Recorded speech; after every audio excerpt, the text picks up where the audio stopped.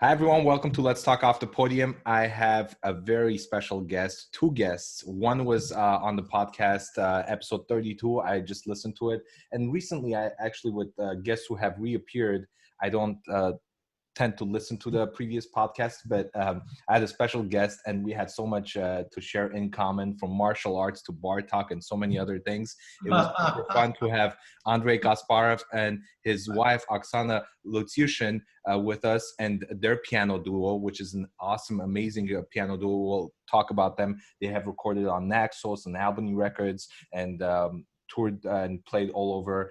And welcome to the podcast. Thank you, Tigran. Good to see you. Nice to meet you. What are you doing nowadays with COVID-19, everything happening in the world? What have you been busy with? What are you doing, performing, teaching? How are you managing all this? We are teaching online right now. We are playing in churches. I work in a Lutheran church. I play there. I go to the church and they're streaming the service for everyone, and some people are coming. And we just recorded, Andrey is also a church organist and church pianist. We just recorded duets in his church because his church doesn't have a live services. And concerts, we lost some concerts last season, and we are planning to play some online concerts. From this studio, we have two Steinways here. We are always recording. Recording is our main goal, at least for me. Mm-hmm.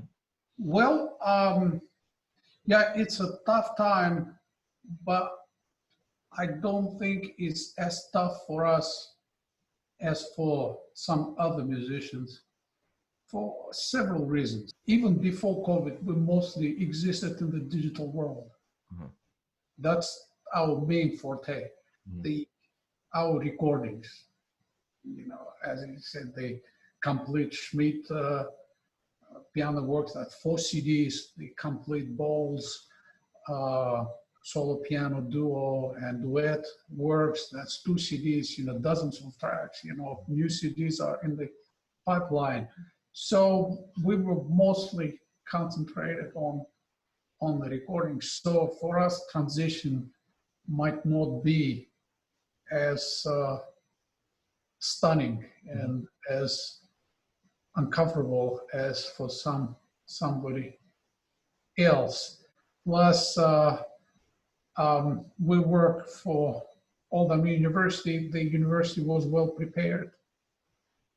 I listened to Ransom's podcast, and he said, yeah, well, the technology has been 15 years, we just have not used it. Yeah, Zoom was there, right, in the toolbox for us, except we never used it. And then this pandemic forced us to use it. And that opened many new possibilities. And then, as Oksana mentioned, churches kind of, some of them turned out to be pretty adept to the new situation. Streaming, so it's a staggered approach. So many people come in and you stream part of it, and then people in the sanctuary by invitation only. So it's not overcrowded. Or just completely like I do in the historic Freemason Street Baptist Church downtown Norfolk.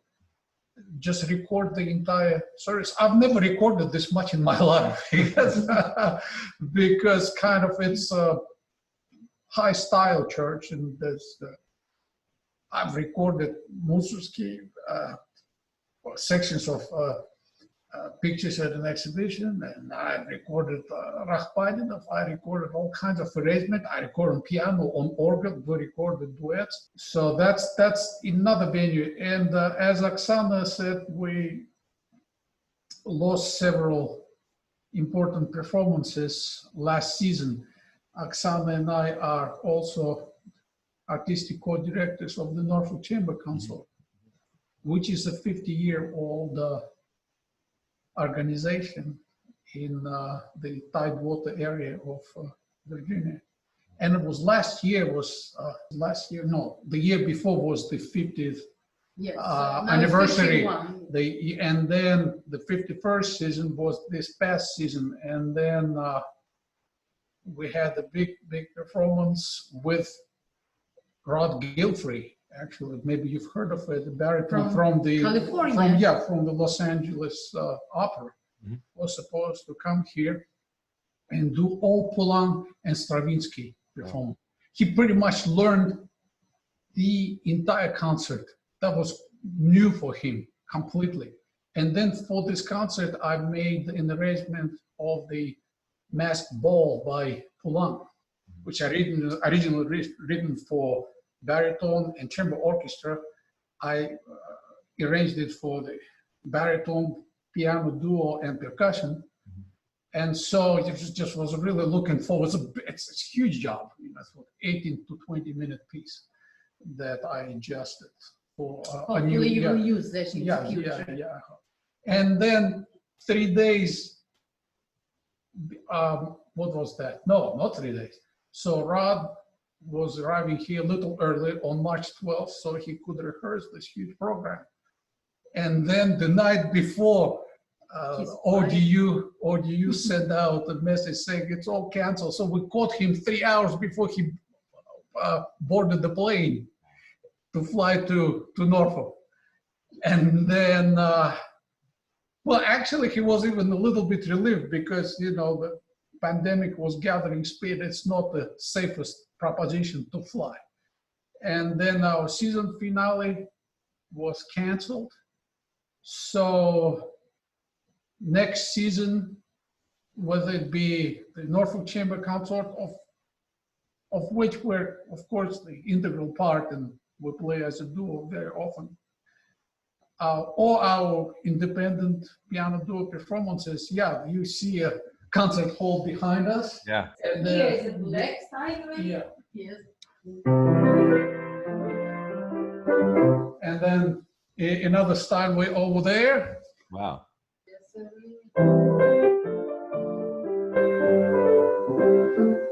A nice C major cadence. So, and we'll broadcast right from here. That's the plan for the next season, and of course to continue recording. We have already some done, so it will provide time to get them out and finalize them, do post-production. Yeah. Well, when I was listening to the podcast, as I mentioned, our episode together, I remember we ended on a note where I said, hopefully one day I'll have both of you on as a piano duo, and that's where the podcast ended. So Oksana, how did this duo start? A little bit of the history, the choice for the name, and just a bit of a background of how it all got started. I think it was 2003. It's a funny story behind of that.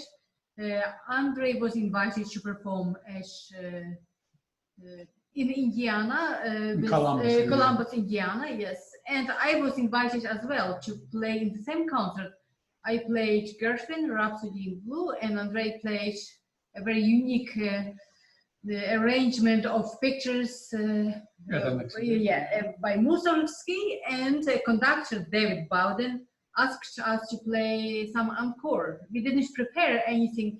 I did have a book of waltzes, love song waltzes by Brahms, and we picked one piece. Basically, it was the last minute arrangement, almost a sight reading. When we played in encore, we would discuss on the stage who is playing what. We didn't know. It was a little more than a sight reading, and the audience started laughing. But when we played, the result was great. People liked the sound of this, and people told us specifically how much they enjoy the sound of a duet. They say it's a totally different sound. Solo is great, but duet is very different. Mm-hmm. And we started thinking, okay, if we sight read, almost sight read, and people like it, maybe it makes sense.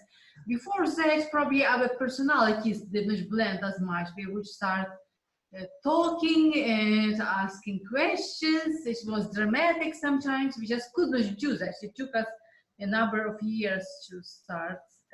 And then when we came back, I invited a violinist to play a concert at Prince of Peace Lutheran Churches, where I work, and I have a concert series. Right now, they are frozen because of the COVID-19. Mm-hmm. But this violinist canceled this concert because he found a better gig playing for some symphony with more money.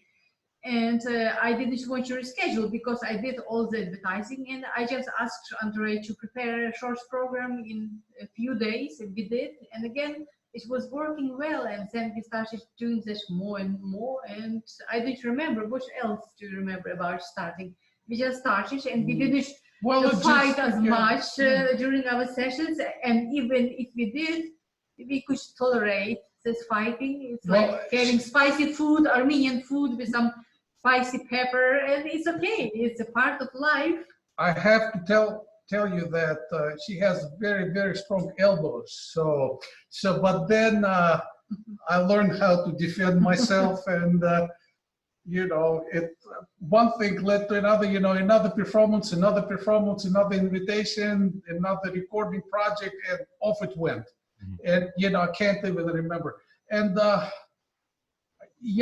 the way, Prince of Peace is not inactive. You said that Prince of Peace is working. Yeah, it's working. And it's just maybe the series. Yes, the concert series approach. Yeah. But the church is well prepared. They did stream. They used to have hybrid, which is, in my opinion, is the best choice for churches, to have a real service and online streaming for people who are sick or traveling. It's just the concert series, had to be put on hold. Yeah, but I think it's also not just the end of the story. The other thing, Andrey found some really interesting cycles by Florent Schmitt. Probably it's why we got so involved. Not necessarily. Our first recording on Albany. Yes. Yeah, was before. We recorded Tambo de Claude Debussy and Hommage à Forêt. Okay. And to both pieces, to both cycles, Schmitt contributed a piece to both to the Tambo and to Hommage. And he was Forêt's student, studied with him, and I think he's even graduated from the conservatory as his student. So we knew about the composer. We had known about him before, but then we started discovering new pieces by Schmitt, and found out that he has 4 CDs worth of piano duet music, second only to Schubert. Nobody else had this kind of output for this medium. And obviously, if it is 4 CDs that a lot of concerts need to be played, you really don't want to go to the recording studio and just play a piece for the first time. So it's best to perform. Yes, but I think the other part of the reason why we did this, because we could find a positive result right away. People liked our sight reading in Indiana. Then people liked our concert after a few days of practicing, and then we got a lot of good publicity. And then, it got serious. You could see here, we actually built this studio for this purpose. Wow. Because we needed 2 pianos. The rest of the house, there's not a room big enough to put 2 even baby grand pianos back to back. There's just not enough room.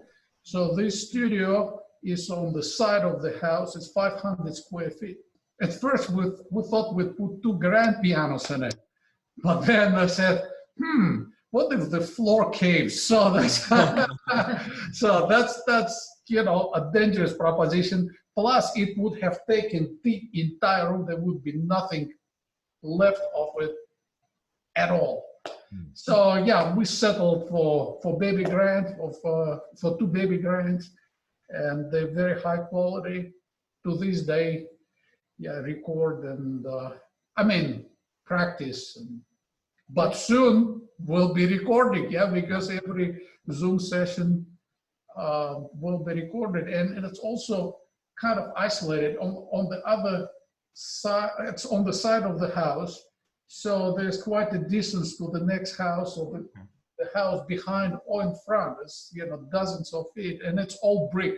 This house is brick, and the other house is all brick.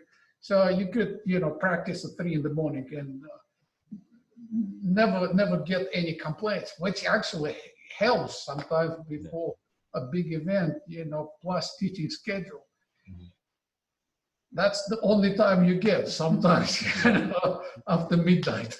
You've done so many memorable projects, both of you together as a duo, since I have you as a duo. What's one record, if people don't know about the duo, what's one record, one album that you say, hey, check this out, it's the one that really meant a lot to us? Is there such a thing? Is there an album that you could pick? Maybe one for Andrey, one for Oksana? Well, for me, the beginning of my recording career was becoming a prize winner, a second prize winner of the international competition in Vienna, Austria. And I recorded Andrey's toccata. He composed this toccata in the age of 16 or 15. He was extremely young. It's a very difficult piece with many notes, lots of passages.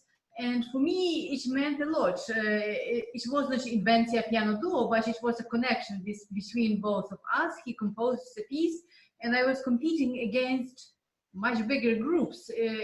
There are many chamber musicians who compete in this competition, and I was a piano soloist, which is more limited if you compare to some string quartet with more possibilities, more colors, by placing. Second place. For me, it was the beginning of my recording career, and everything else.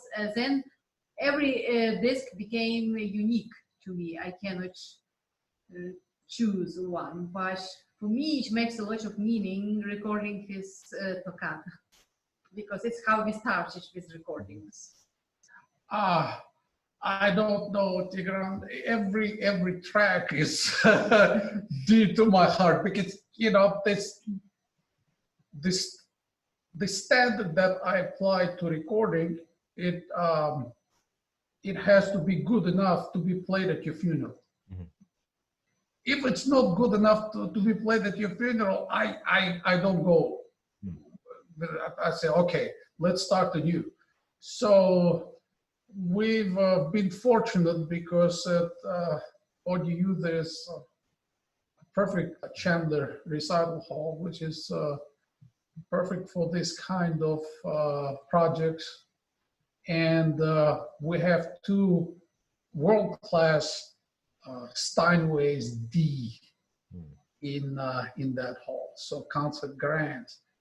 And we have a world-class technician, which is also not every day that you have them around. And people who are so dedicated to their craft. I mean, he was there with us at 2 in the morning when, you know, when we needed to. Sometimes sessions go well into the night. You need things to be quiet. And, you know, having this luxury kind of allowed to experiment with many takes, experiment with many possibilities. And whether it be any track in the Schmitt 4-CD album or any track in the bowl, some of them are less than a minute long, but sometimes they prove to be the most difficult. Yeah, I guess it's just a pure concentration, totally exposed, and you just can't. I'm not even saying miss a note. It's not the point. Miss the intention of what you have there. So yeah, they're all dear to me, and it's tough. I'd endorse any of them, and you know, sometimes people ask, so what's the process? So you have several takes. So what's how do you go about it? That's the hardest part, because it's not even about the technical aspects. Sometimes you take several takes and they're musically different. And you have only one track, right? Yeah. So it's an agonizing process of choosing, and you know, okay, let's go for this one because of this, so we have disputes and then agree. And then I understood why, say, Karajan needed to record Beethoven symphonies 3 times. You know, I guess that's so many different ways to execute the same episode. So sorry, one time, sometime doesn't cut it. I wanted to ask, you have the Armenian background, born in Baku. Oksana, you're Ukrainian American. Are there composers from those parts of the world that you've played, and or do you want to go back to Ukraine or Armenia to play concerts there possibly? I did perform in Ukraine a couple of years ago with singer from Old-Dominion University, Kelly Montgomery, a contralto. I was just simply visiting my family in Ukraine, and she just ended up by traveling to Ukraine, Lviv, Ukraine, which is Western Ukraine. We played actually music of American composers. She's American, Irish background. She was born in America. And she prepared a number of American songs, and I played a number of compositions of Copland, Paul Bowles, some piano solo compositions. Armenia, I played studio recital in Armenia when I was a student at the Moscow Conservatory. Recently, we didn't travel there. We just went to Armenia to see fabulous monasteries. Armenia is such a museum. You can see this historic monasteries, but concerts we didn't. But we also did a project here called The Music of Armenia. Yes. Norfolk. So yeah, we did. We invited the Armenian composer Ashot Zohrabian. Okay. Yeah. So, and we performed his works. We performed, of course, some classics by Khachaturian, and other, a number of other Armenian names that we presented at this concert. Wow. But Zohrabian was present. We invited him. Wow. I love Zohrabian's music, and honestly, from the living Armenian composers, he's a very special composer for me. I really, even his orchestral works, I really enjoy. And I went to Yerevan. I met him, and we discussed it and chose the works. We had a wonderful time. And then he came here. Yeah, we had a fabulous time because there, of course, were common mutual friends and common topics to discuss. Was very, very enjoyable residency. It worked in such a way that we deal with, say, the music of Armenia or Ukraine mostly as individual artists. But as a duo, it kind of worked out in a way that we concentrated on the French and American music. It just worked out this way. And I remember there was a quartet here from France. I think it's Daniel Quartet. A very good quartet. They recorded the entire Weinberg quartets. So they're really interested in the music of Russia and the former Soviet Union. So incredible people. Incredible researchers in addition to being incredible players. And they went there during the 90s where it was just a wild east. So there's just nobody could figure out what was going on. They obtained the scores, so told me many stories from one band. Yeah. But, and then, we told them about our projects, and he said, it's funny that we're from France and we're so interested in the music of the former Soviet Union, and you're from the former Soviet Union and you're doing so much recording French music. I don't know. God works in mysterious ways. I don't know how this all transpired. I think it all started with our recording of Tambo, of the Tambo de Claude Debussy, and Hommage à Forêt, because it's just, was the first CD that made a splash, and I said, oh, maybe we'll build on it, and the rest is history. Yeah.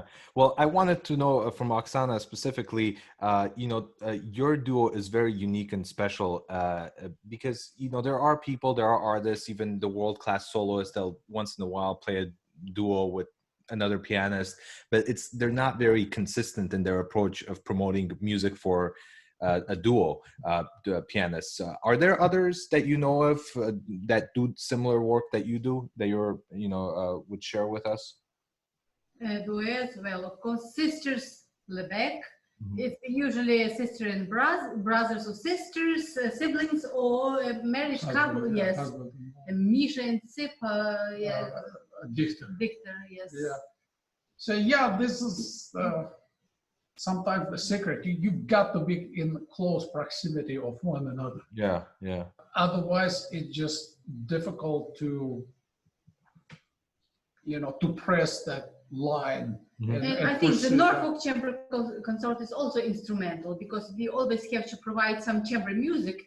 It cannot be just other concerts. We're supposed to invite a number of other groups, but we always provide some solid pieces, and very often when there is an emergency, when someone is getting sick or having some problems, we always substitute, because sometimes we find out a month before the concert or 2 weeks before the concert that someone has to cancel.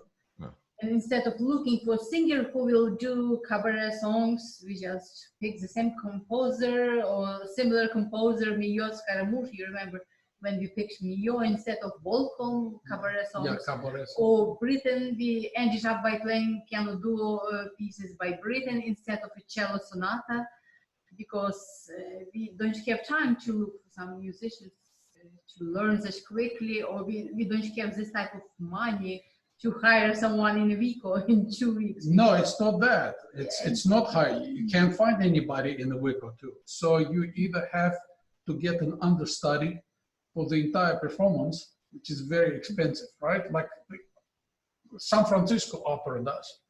Like I worked with famous tenor James King while he was at Indiana. He specialized in Wagner and Strauss, and he would tell me that the San Francisco Opera would fly him as a backup for a week, put him up first class expenses, and would pay him actually more than to the tenor who sang the role. So so he'd return back and said, "Oh, Andrey, I've had a wonderful time in San Francisco for a week, all paid, wonderful opera. You've been there all the time listening, collected my check, flew back." So we don't quite have that kind of budget. So, but what helps is that we're together. Mm-hmm. So if somebody backs off a week or two before, or even a month, try to find someone for a big piece, right? It's almost unrealistic unless you're just extraordinarily lucky. Mm-hmm. And but we can always find in our repertoire something similar that we can plug in, and people usually get very excited about it. And, yes, and the other thing, in Norfolk, Virginia, chamber music seems to be much more popular than piano solo. We have some big names coming for our Ludwig Dean concert series to play concerts. And you see how many people, 50 people, 100 people. It's not too well attended, considering that some of them are really well-known artists. And we are lucky to have this concert series at ODU because of this foundation coming from the Ludwig family. But the attendance could be better for some of these soloists, and we found more interest for chamber music in other areas. Maybe it's a different story in some bigger cities or smaller places, but it's what we found. It's kind of practical also in Norfolk. I mean, by the way, the foundation, the community, Hampton Roads Community Foundation that handles the F. Ludwig Dean estate and distributes it to ODU, for which we're very grateful. But I would agree with Oksana that in some way, Norfolk is a chamber music town. Mm-hmm. So there's a tradition here. And it's not only the Norfolk Chamber Consort, there are numerous... Which is different from Moscow. We studied as the Moscow Conservatory, and I remember that most of these piano solo recitals of big artists well, are usually packed. Yeah, but here and not so much here. Here is a number of chamber music organizations. A number of chamber music organizations that found success and have been around for decades. Well, what can we do as artists to promote the music? I know it's a tough question, but what do you do to promote your work? How can younger artists learn from what you do to promote your work to, have some kind of a career? Because it is tough to promote classical music nowadays. Social media, Facebook, Instagram, LinkedIn, recordings, internet. Yeah, by the way, our first Facebook live was quite successful, got many hits. I mean, we have some YouTube vids that were quite successful, but we were surprised by how fast those hits accumulated on Facebook. So a number of things. To me, it should start with the quality of work. Yeah. I think what troubles me, and I think what's a big problem in classical music, that classical musicians themselves don't know the resources they have. They don't understand often the vitality of meter, of the beat. They don't understand what hypermeasure is. They really don't study the style. Because say, if somebody specializes in, or says they specialize in, say, classical period music and can't improvise, that's a problem, because that's inseparable part of that style. I'm sure if Mozart showed up at one of these concerts with the big names, who was playing his cadenza, can you imagine what his reaction be? He said, "But this guy is too old to be my student. I wrote this cadenza for my students who couldn't improvise with his own cadenza, with his own fermatas." And I deal with it with my students all the time, that unwillingness to really dig into the style and find all this richness, rather than build a repertoire of whatever, 2-3 programs and repeat them all, lifelong, whatever they were taught in their childhood and adolescence, whether good or bad. Sometimes I hear people who I haven't heard whatever for 30 years, and I say, "Oh my, they play the same thing as they played when they were 16." So I think it starts there. It starts at the research, and it starts at the search for the repertoire. Don't rely on these war horses like Moonlight, and just don't. There's other pieces to look at. There's, even if you like Beethoven, there's plenty to look at. If you like Mozart, don't get stuck on 1-2 most famous pieces. Look around. Look at the other composers who were at the time. Yes, and the Notebook Chamber Consort helped us to find some unique pieces, because our specialty is to perform some compositions which are not well known, or some of the composers who are not as well known as some of the major ones, or even major big names, but compositions which are not as popular as Pachelbel Canon in G. But I have to tell you, our guiding principle is to go piece by piece, not composer by composer. Because there could be an incredible piece by a composer you barely heard of. And there could be a piece by a very famous composer that was probably quickly written for the money, in a day or two. And that, something that composer would probably not be proud of. And would not even be happy to see it, shelved in in the library. I said, what's going on? I didn't mean it. I died too early to tell you, that I didn't want that piece, to be withdrawn from circulation.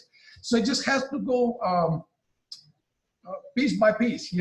Every piece needs to be given consideration. And then, the Norfolk Chamber Council was a big growth for us because, we would identify the topic, a big theme, and then build the program around it, and that always attracts the audience. Handel and frenemies. Yeah, like for example, we had the program Handel and frenemies. People who he seemingly was friend with, but not so much when it came to competition in that time in London. And Arensky and two students. Yeah, and two students, Scriabin and Rachmaninoff, by the way, and it's complicated relationship between jealousy. All three. I'm not even sure jealousy, but it's just, the individualities didn't really work together. But and if I were to give an advice to younger people, search for things like this, because that's something the audience could relate to. Some interesting subject matter.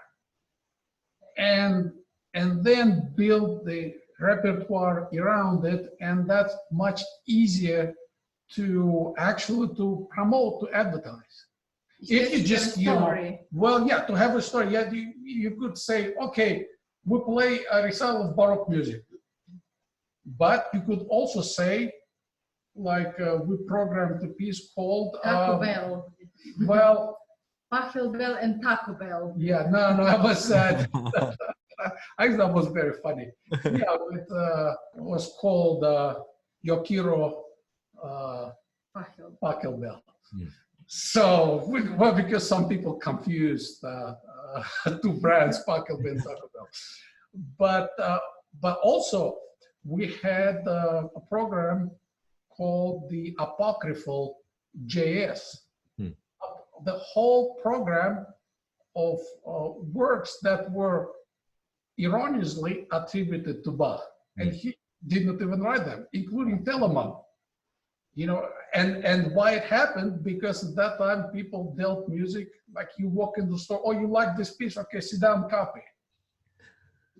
And Bach copied a lot of cantatas by other composers, including Telemann and others. It's many names, but never bothered to put to put their names on the manuscript. Right? And then manuscript is discovered in Bach's writing, must be Bach, but then Telemann manuscript also shows up, which is side up. So, or say, for example, you reminded me, so not Vivaldi. It's like Bach loved Pergolesi's Stabat Mater, so much so that he created his own cantata completely based on Stabat Mater, but with totally different words from Psalm 47. And they would just, arrange me. Sometimes he would switch the order of movements, sometimes, would add some counterpoint and so forth. But then, again, what we did was we performed both works at the same concert with different performers. So you just have to have an edge when you promote it. You have to have have an counterpoint. Well, she means the unfinished contrapuntus by Bach from Kunst der Fuge that Busoni picked up and wrote his Fantasie Contrapuntistica. And then organist played that contrapunctus unfinished, cut it off where the Bach didn't finish it, and we picked it up from her with Busoni on two pianos. To some people who passed away for some idea of death, dying, not finishing. By the way, it's not known whether Bach didn't finish it because he died. Yes, so that's disputed. Finishing. But it was the organ there, the organist plays, finish it, finishes it on the, it's a triple fugue. So the third exposition, which is, by the way, named on the name BACH. Yeah, he plays it as much as finishes it, and then two pianos right here, beautiful Steinways, and we pick up the Busoni Fantasie Contrapuntistica, and which, by the way, he started as an attempt to finish Contrapuntus 14, but then it just went a different direction. So yeah, just search for something that would be of interest to you and to the public. So because programming is food. You remember? Yeah. Well, we just table food, coffee and coffee, nutcracker, coffee and tea and chocolate and ginger and pear. Sakini wrote a piece in the form of pear. One like dinner table. Oksana, I wanted to know what's for this particular duo, not you as a soloist, but for this duo, is there a project, is there a composer, or whether it's like a new composer that you would want to commission for your duo, something that you really want to do that you haven't done, but you really want to get to? Well, maybe tell us about the recent CD. Yes, we have some wonderful composers, friends, but he arranged so many pieces for the Norfolk Chamber Consort that before I commission anything, we have to record his music. If we already recorded, we have to find a label, and it's not over. We didn't play all the pieces he created or arranged for the Norfolk Chamber Consort. There's some Iberia project for two pianos. He rearranged some solo pieces for two pianos because one piano is not powerful enough, like Vers la Flamme by Scriabin, and we did that with a colorful presentation. We have some lights at Chandler Hall of Old Dominion. Scriabin had a colorful pitch, so we studied his key area, like C major was red, G major was orange, and D major was green, and yellow, like colors of the rainbow. So we used this knowledge, we used these colors, and it was his arrangement. He arranged Tot and Dance by Franz Liszt for two pianos for the same reason, because it's much more powerful. And even if you listen to the best pianists in the world, like Vladimir Borovitz and some others, you can think something is missing. It can be a little more powerful here. So here he can name a list. I even don't remember Liszt, Scriabin, Albeniz, Unfinished Iberia. He did arrange a number of pieces from Iberia, but there are some others. Then Laval's. Yeah, Laval's by Ravel, which well, the composer has it for two pianos. I did the arrangement for piano for hands. So that's our project now to get that CD out. That's a big CD of the arrangements that I've done over the years of those huge pieces that actually work much better for this medium than the original medium. I mean, say what, for example, Oksana mentioned the Totendance, right? Well, there's the version for piano and orchestra, but at least also has solo piano version for which you have to be built like Arnold Schwarzenegger. So how many pianists do you know who are built like this? So of course, you know, two pianos is a natural medium for it. And it's surprising that Liszt didn't do it himself, because he has a number of pieces for two pianos. So, and you know, I did that arrangement, and there's actually a clip on YouTube that is, you know, widely available. But this is a different recording, you know, it's audio format that we need to release. And full bowl songs, yes. Yeah. We recorded already that. Yeah, those I erased some of his full bowls. But you know, the big project now that we'll be dealing with is those CD of my arrangements of those big pieces, and that also includes two pieces of mine. One is fantasy on Lutheran chorales. Also available on YouTube in our performance, and also another piece called Cadenza for LVB.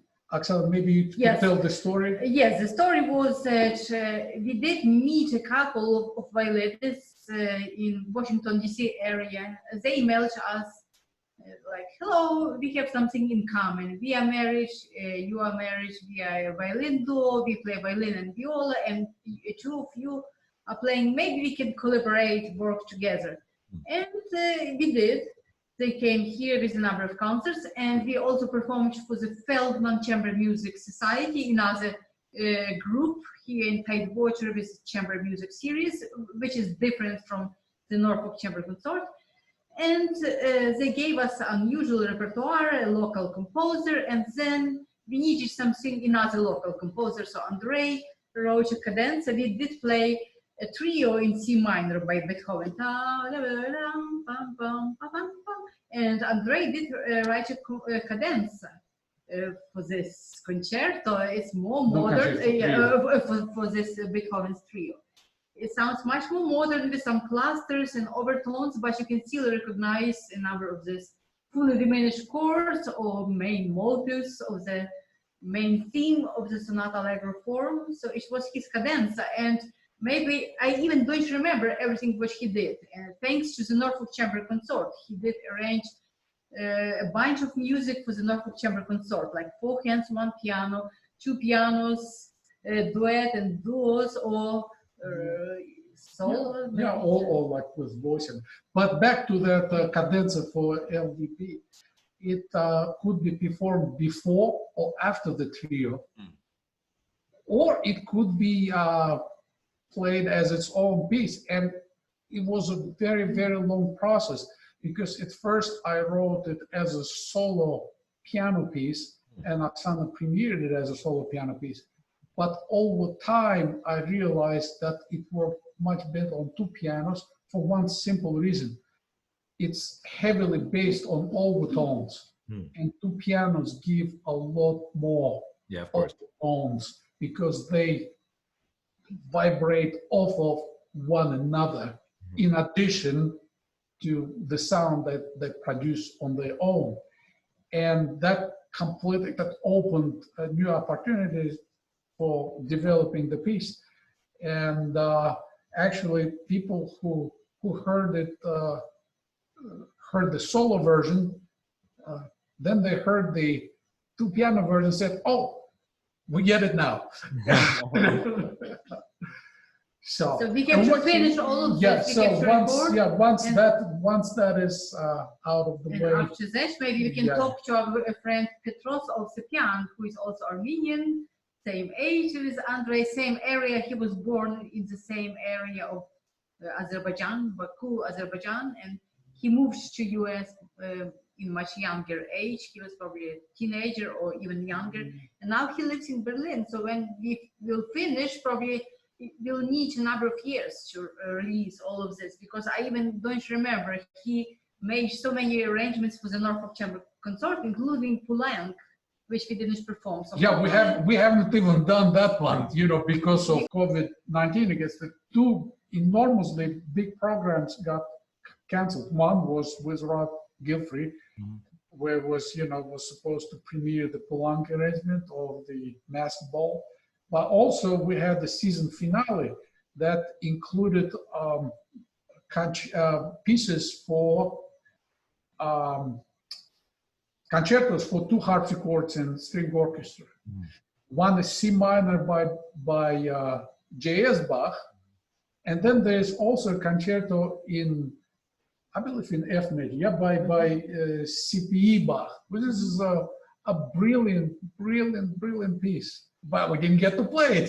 So that is, and also there's a string orchestra that goes with it. So was a lot of disappointment. And your opera, we play a portion of your opera. It can be done by a chamber group. Maybe someday you'll record this too. Yeah. So my opera, I wrote first act of it was about the life of Garcia Lorca. right? The great Spanish poet. So, and it's a 5-act opera. But I finished Act 1, and whenever time allows. Yeah, opera is a big undertaking. It's I know. It's enormous. Yeah. The last time I talked to you, again, time flew by pretty quick, and this time we spoke, and time flies pretty quick. We could talk for another couple of hours, but one last question for Oksana, and then I'll follow up with you, Andrey. But Oksana, anything outside of music that you're busy with, non-musical stuff, hobbies, and other things that you do? I like moving around, like walking near the ocean or near the bay area. Lucky to have the Atlantic Ocean or the Chesapeake Bay, or even walking around the park. I'm not as busy as Andrey because he's trying all kinds of sports like boxing, running, jiu-jitsu, and he's trying to invite me yoga. But yeah, I like more relaxing walking. I like crochet, doing something with my hands. It calms me down, making some little things. I designed my COVID-19 masks for both of us. Mm-hmm. So, Andrey, last time we spoke, we talked again. It was sort of towards the end of the conversation. I have to have you back on one of these days and just talk about just random stuff like martial arts or something. But how's that going for you? Because you're active with martial arts. Hey, I earned my Gracie combative belt in jiu-jitsu. Wow. So, and I also debuted as a kickboxer in in a real fight, 3 rounds. Wow. So it was a draw, but my opponent was about 20 years younger. So I think I've done, pretty well. But now again, with COVID, combat sports suffer a great deal because it's such a close contact, especially grappling, like jiu-jitsu. So always in this close contact with somebody else. So that had to be put on hold, or even striking, right? You always close the distance, and you're, so that had to be put on hold. They resumed jiu-jitsu classes in the Norfolk Karate Academy, but it's very, very restricted. You can't just pick up a random partner and go roll and spar with them. No, you just have to stay in your own space and just pretty much do theoretical work with instructor overseeing, and the temperature taken and all this, all this stuff. But yeah, I'm active. I do a lot of running. I think you are the son of the family, and I'm Eusebius. He's more extroverted, so you can tell probably. And I know enough about yoga that I could do a lot of it on my own. I no longer need an instructor. Yeah. But hey, when you are in my neck of the woods or I'm in yours, we'll train together. I don't want to compete with you, Andrey. No, I'm not saying competing. I'm not saying competing. Just a little training here and there. And things. Last time you were on, which was about 3 years ago, I actually looked at the date. It's almost 3 years now since the last time you appeared. You on that podcast said that you probably won't spar with others or do not spar. You said you won't actually compete with other people because some of them might be 20, 30 years younger than you. But 3 years later, you actually went for it and did it. So it's amazing. Yeah. Well, yes, instructions. Well, my kickboxing match was a year and maybe 4 months ago, February of previous year. Mm-hmm. Yeah, and yeah, that went well, and then in jiu-jitsu to earn the belt, yeah, you have to spar. Maybe not go openly compete, but there's an examination. Like for half an hour, you have to go through all these moves, which is very challenging. You have to remember a lot. So jiu-jitsu is a lot here, even more than in. Just have to know stuff. Yeah. So, And yeah, I wanted to do some more, except this mess started. Yeah. And that, so I don't know by the time the pandemic is over, whether I'd, be in shape to do any more of it, but I'm glad I've done what I have. So. Yeah. That's amazing. That's impressive. Talking about pandemics, it's a horrible thing. It's affected the concert schedule and many other things. And we were invited to participate in the Chamber Music Festival in Italy, near Milan area. Of course, it was cancelled because it's in July, and they will do something in late August. But we cannot because All-USSR University will start in the middle of August. But because of all of this mess, they just created a conservatory online, the first conservatory online, and both of us are invited. Andrey will be probably too busy, and I will try this. So some interesting things are happening. I didn't know how it's going to work, but it sounds pretty interesting because of crazy reality. People who created this festival, which is in Germany and Italy, just created the first online conservatory. Wow. And I will start teaching piano lessons. That's amazing. Hopefully in September. It's one of the interesting things. As Ransom said, we don't even know what's going to happen, what kind of new possibilities are going to open up. It's, have to wait and see if we, live this long. So it's a tough time. Any last words you two want to add before we end today? Yes, Tigran, I saw that you also have the Armenian Project podcast. So maybe at some point I'd be interested in talking to you because, for example, I even have a dance work dedicated to the Armenian genocide called Tsitser Nakabert. And it's inspired by the genocide memorial in Yerevan. And yeah, as a composer, I am actively connected to the old country and have a lot to say and to share. So if there is an interest, and other than that, it's really nice to see you. I'm sorry there's just so much hardship out there, and I congratulate you on your phenomenal podcast because it's such enormous. We need that. Yeah, we need that. Yeah, that's, by the way, and our students need that too. That's another expression, right, of the new digital age. You've invited such incredible celebrities as Evelyn Glennie and Robert Dick. Yeah, so those are legendary personalities. So that I learned from a podcast that I would have never learned otherwise. So kudos to you, congratulations. Yes. And it's always fun having people like you who are just willing to go off and talk about stuff. The reason why I do this is because I want people like both of you who have such a great career and are doing so much work to just have the freedom of just saying things. And actually, a couple of my guests emailed me saying, hey, it's great that you let us talk. It's not like the formal interview. And I'm not a journalist, so it's not really an interview. I just want to talk to people and get their perspective on life and music and everything they do. So both of you are welcome on the Armenian Project if you ever want to be on, and also back anytime you want on this podcast. So thank you very much. Thank you very much. Yeah. Well, thank you. Have a beautiful day. Take care and see you soon. Great to see you. You too. Thanks so much. Thank you for your time. Have a great day. Thanks for listening to Let's Talk Off the Podium. If you enjoyed this episode, please comment, share, and subscribe. Stay tuned for the next episode.